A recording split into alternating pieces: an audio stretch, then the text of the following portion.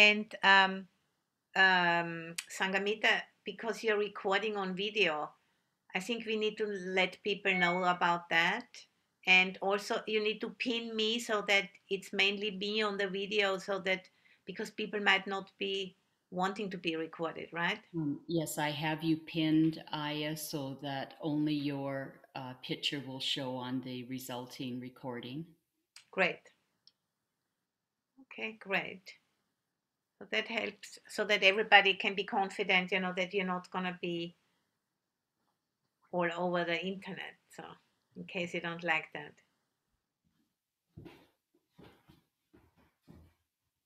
So, please, find a posture you can sustain for about 30 minutes.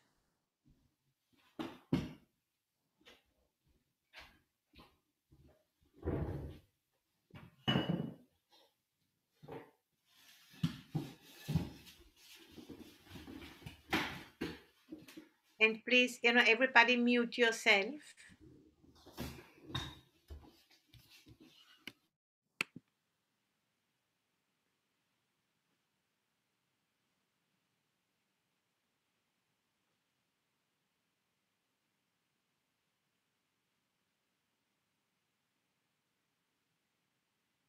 Allowing the mind to rest on the body just as the body rests on the cushion or on the chair.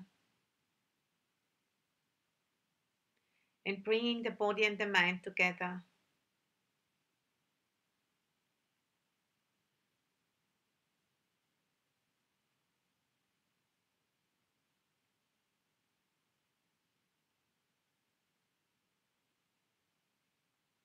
It's going to be about a 30-minute meditation.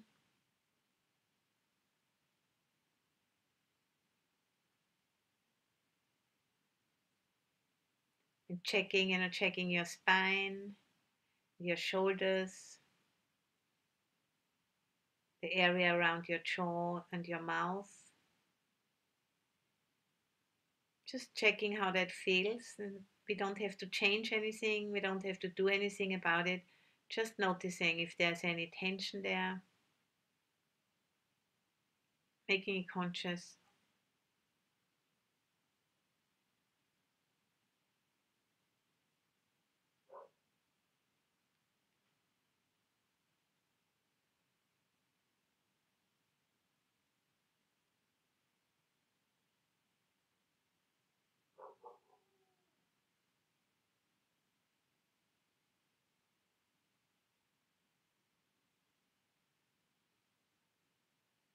And then bringing to mind what motivates you to take part in this retreat.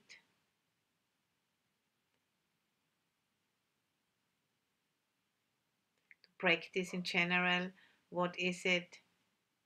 Which kind of quality have you noticed? Which kind of value have you become aware of so that you feel motivated to do this?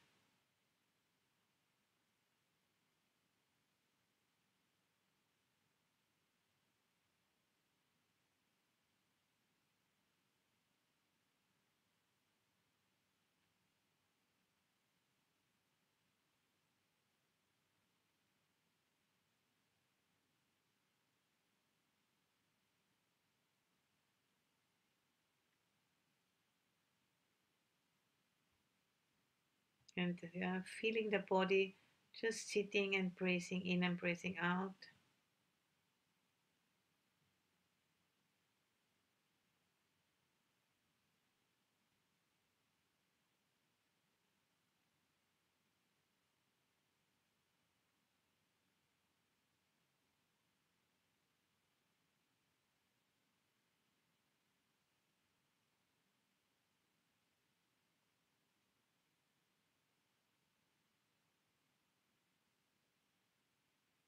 And arriving at the retreat.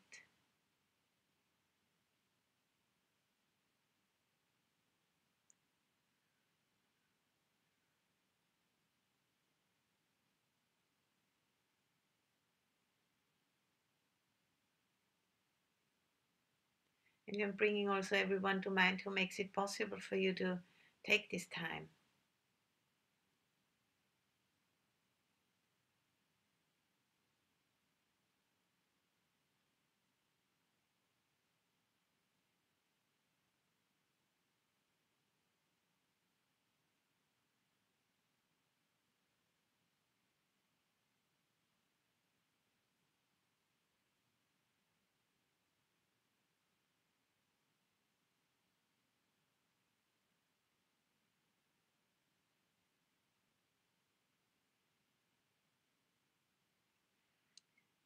and all the teachers who have preserved and passed down the teachings.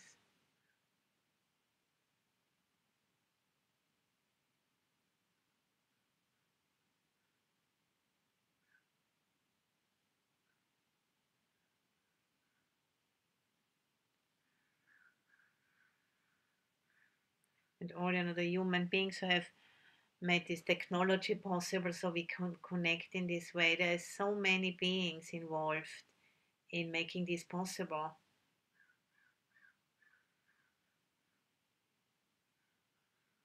An incredible, vast net of connection opens up if we allow ourselves to think in this way.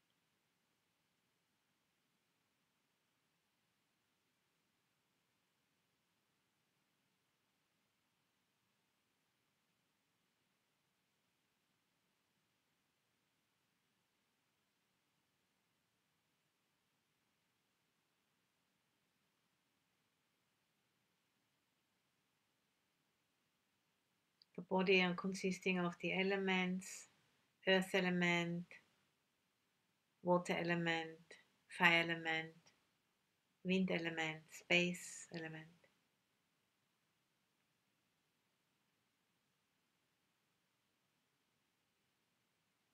The constant changing process.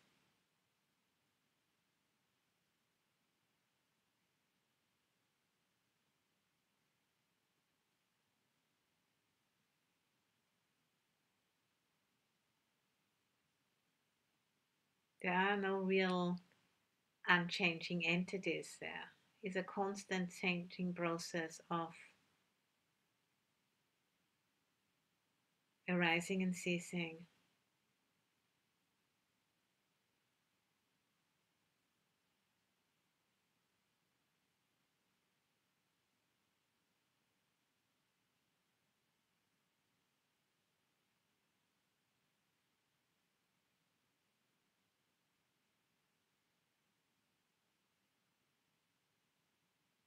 And in this retreat, we're going to look into the body.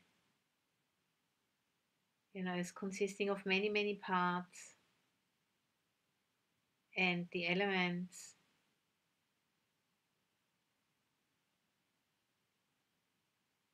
And the true nature of the body is also arising and ceasing, coming together and falling apart. You're seeing the emptiness. The body is empty of a self. It doesn't exist from its own side, but it's a coming together and a falling apart.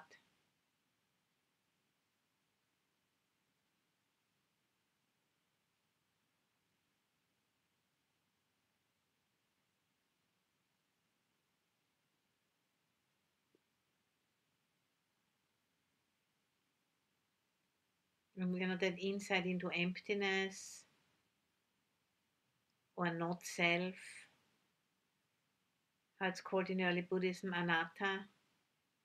That's really the central insight, the central liberating insight in the Buddha's teaching.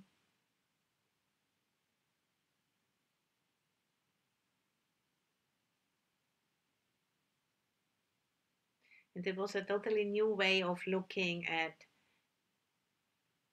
existence when the Buddha brought this concept in of emptiness or not self.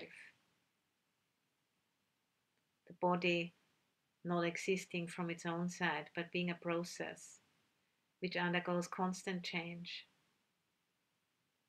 And the mind being also a process which undergoes constant change. And there's not so much we can do about the body. There's some things we can do with, eating well and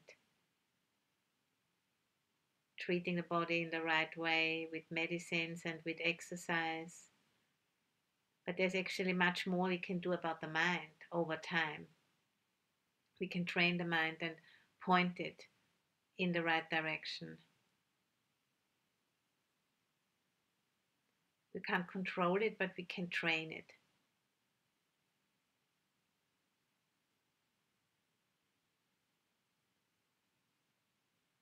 And this insight into emptiness, into not self, is the central liberating insight which opens up the mind.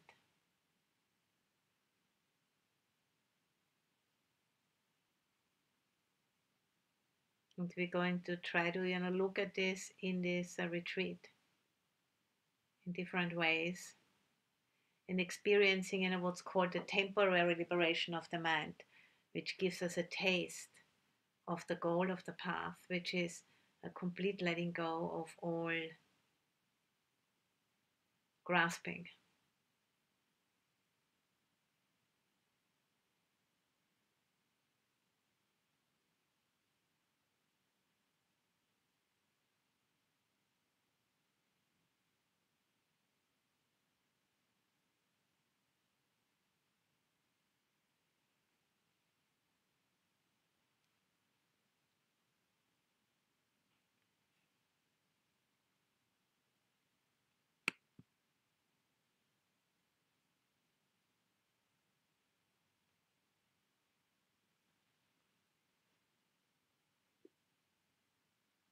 And those 4 protective meditations, they help us to coach the mind in the right way so it starts looking at itself and at the body and at experience according to these very expedient ways of investigating. Looking at certain features of our experience we usually don't look at. It needs to be pointed out to us. It's not coming easy, because our culture doesn't sustain that way of thinking and does not train us in that way.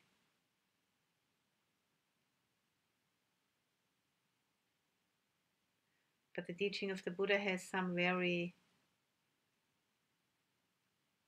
great guidelines of how to encourage the mind to think and to look. We really need to bring it into our own experience in a meditation. Reading alone is not enough. It has to be experienced individually in order for it to become wisdom. Because wisdom is understood experience.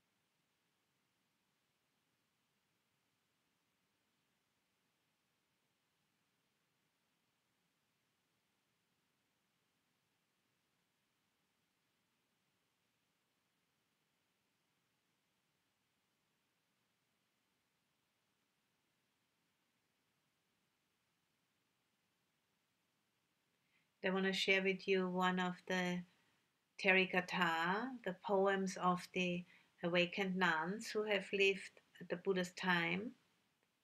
And this one is called Tissa Therigatha. It's very short.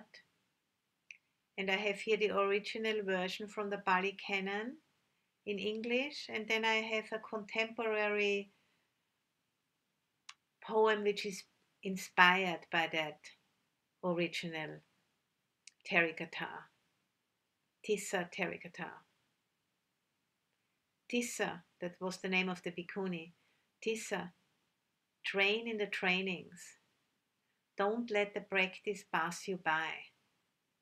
Detached from all attachments, live in the world free of defilements. So that's the original poem from the Pali Canon. And then here is the poem by Medi Weingast, Tissa. Why stay here in your little dungeon? If you really want to be free, make every thought a thought of freedom. Break your chains, tear down the walls, then walk the world a free woman. Break your chains, tear down the walls, then walk the world a free woman.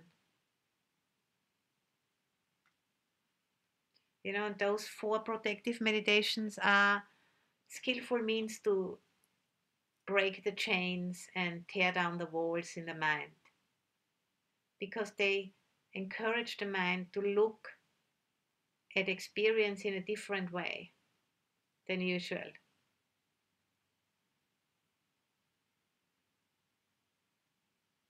And that's why they are called protective meditations, because they protect us from certain ingrained habits of thinking, which are chains and walls in the mind.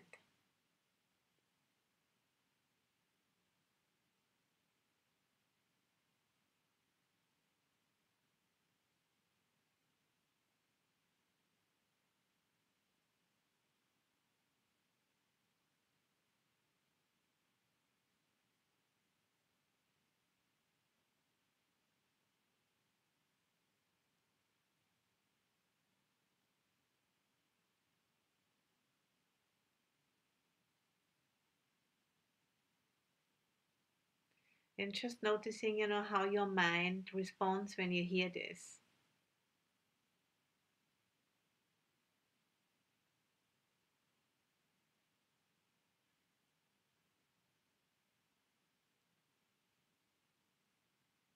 Does it feel uplifted? Does it feel scared? Does it shut down? Does it feel a sense of awe and opening? Just knowing that.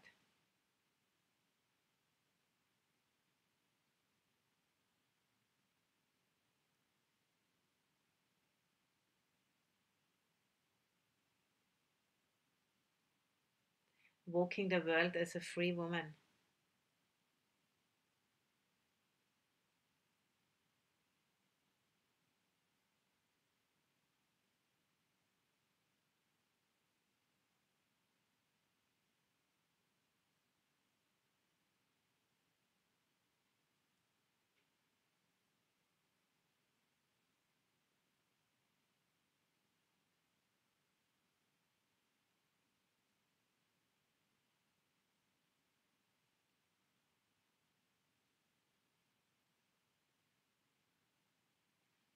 And if your mind wanders off into thinking about something, you know, grasping something, as soon as you notice it, just, you know, gently come back to the body, sitting and breathing in and breathing out.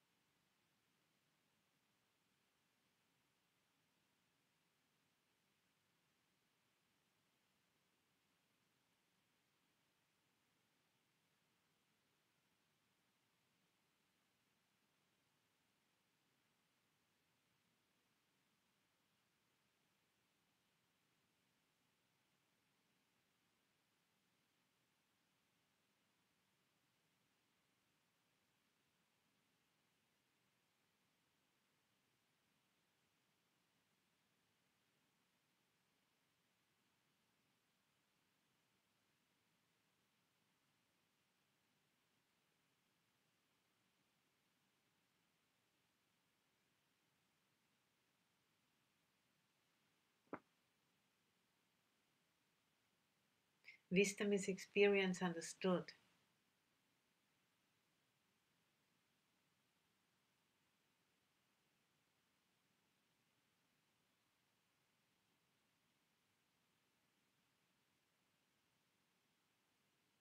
And faith is, really acting on that understanding.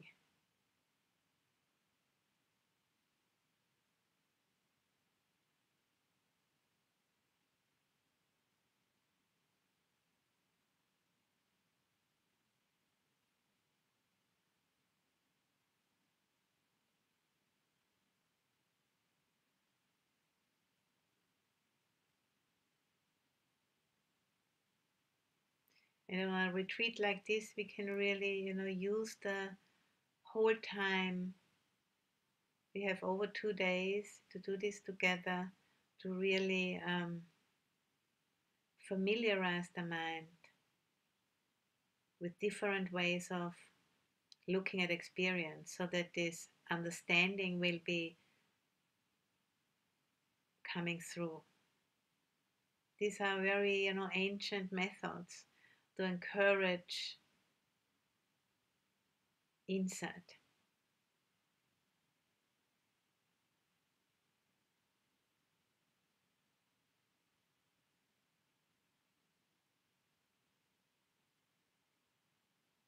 And then that insight, translates in the walls in the mind that come down, the chains fall off through seeing clearly.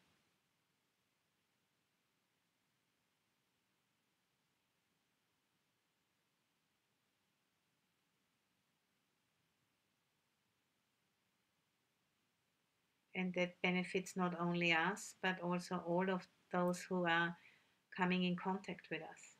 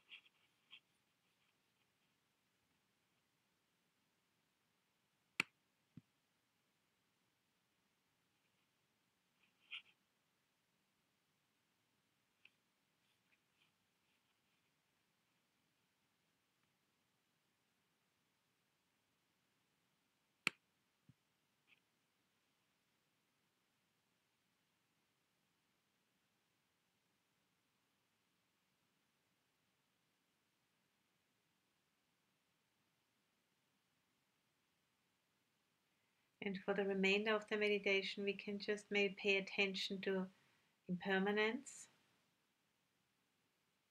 as it manifests in the body, sensations, feelings, the breath coming in and out, and the mind, thoughts arising and ceasing, sounds around us.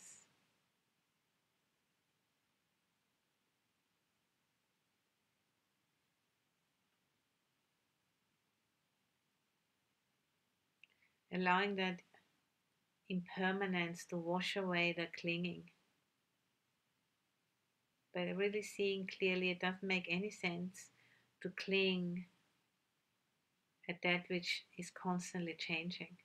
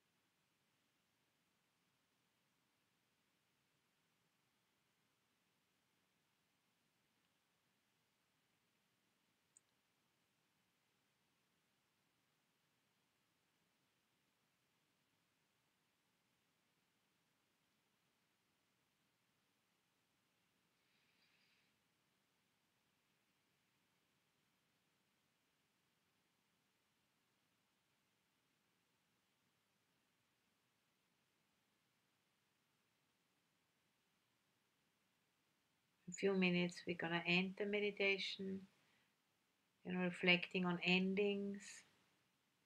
Everything which has a beginning also ends. And it's important to notice the ending as well, not only the beginnings.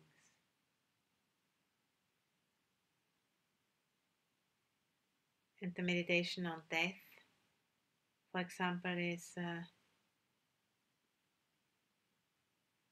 practice which supports noticing endings.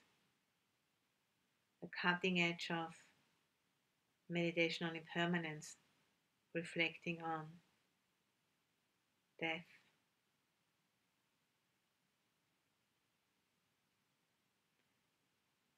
It could be my last breath. And if it isn't my last breath, it's certainly one breath closer to death.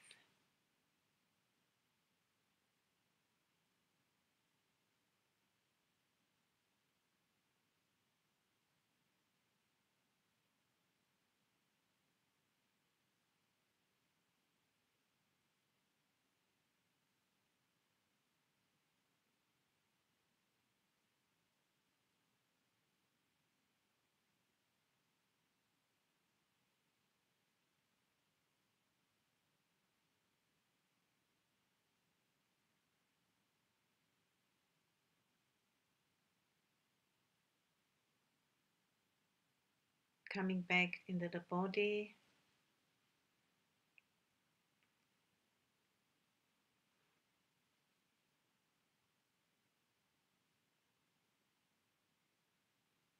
And feeling the gravity pulling us towards the earth element on earth element.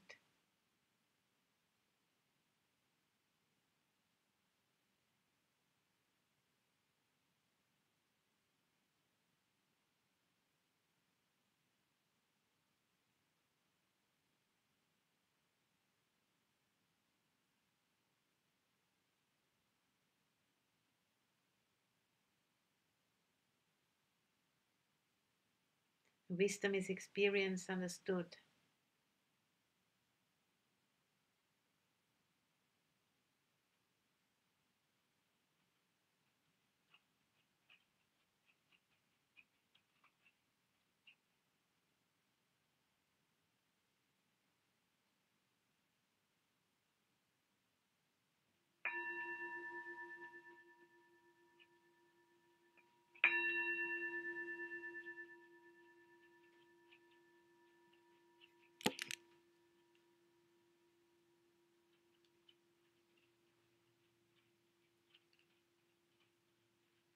So now we can have maybe a few minutes break.